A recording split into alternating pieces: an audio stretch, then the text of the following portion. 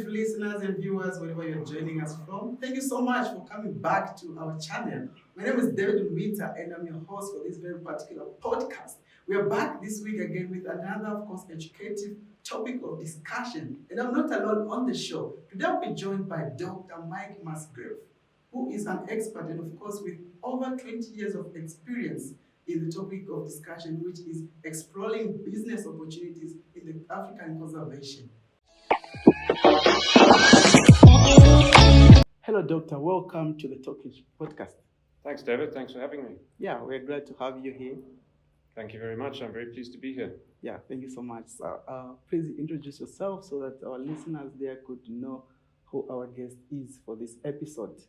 So my name is Dr. Michael Musgrave, and I am the Conservation Leadership Faculty in the School of Wildlife Conservation at the Africa Leadership University in Rwanda, Kigali. You have about 20 years of experience in our topic for today. To begin with, how has African conservation been managed both in the past and in the present?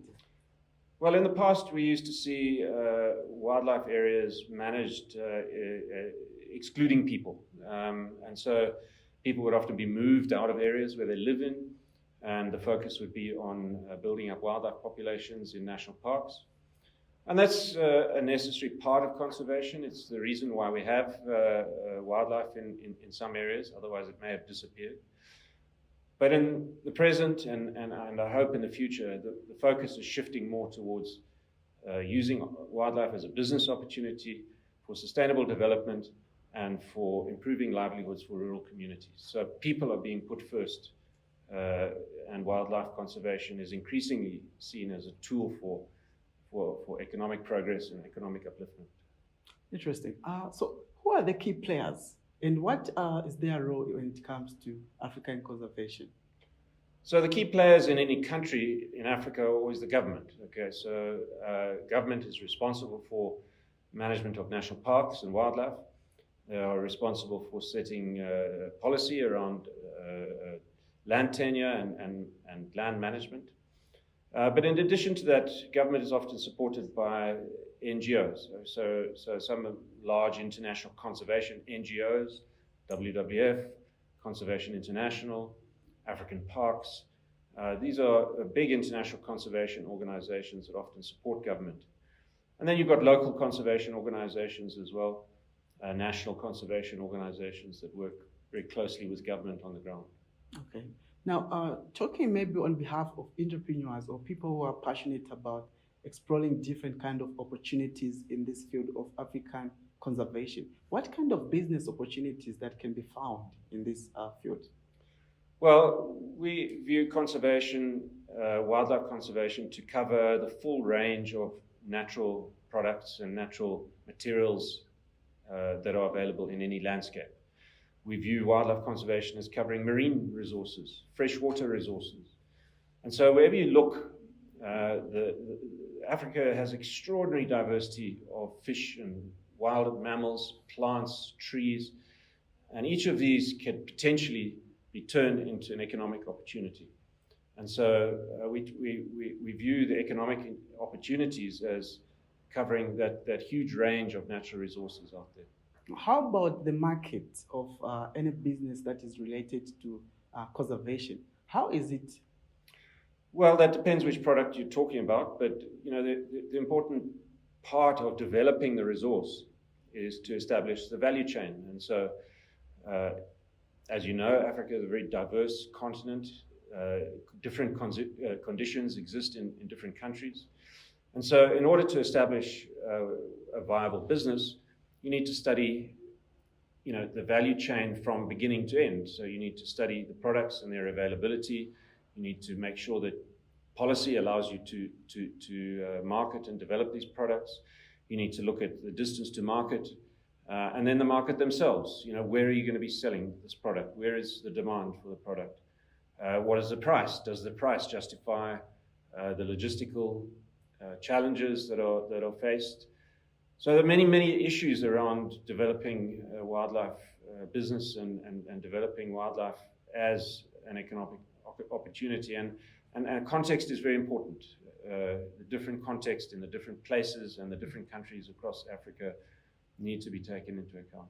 Okay, so in a case where someone has, of course, identified their interest in this field, and of course they have spotted an opportunity on how they can grow their business. So how can one build a business around this field?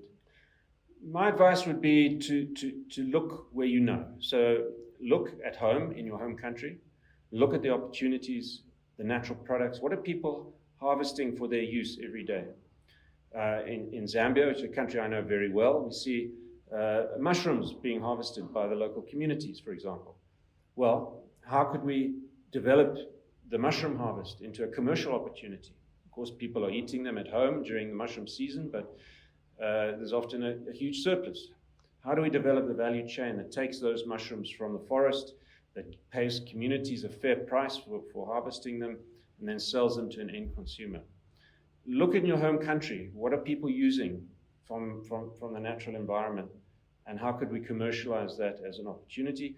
Do it sustainably, so we don't over-harvest the product, and still make profits for communities and for people involved.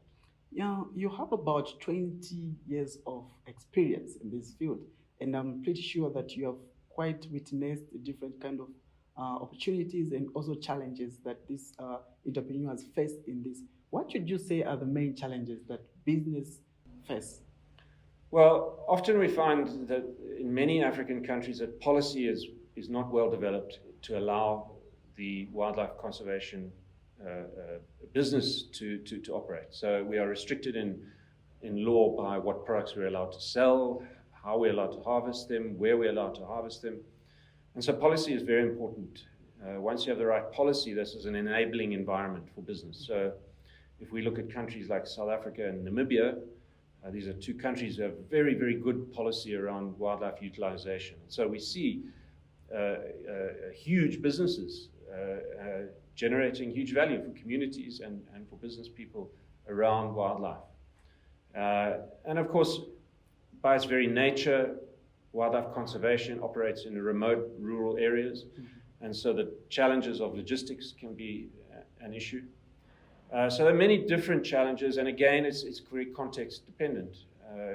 You would need to examine the policies and legislations of your home country, the logistics and the challenges of operating out of a remote rural area, and examine those in the context of the kind of business that you wanted to start.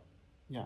So talking of policies, does Africa have strong policies that are able to support businesses in the conservation field? Generally speaking, no. As I mentioned before, the two strongest countries in terms of policy are South Africa and Namibia.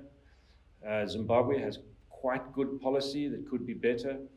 But throughout Africa, we do find the biggest barrier then to utilization of our wildlife resources is policy. And so there's a lot of work to be done on modernizing that policy and changing it so that it creates opportunities for local business people.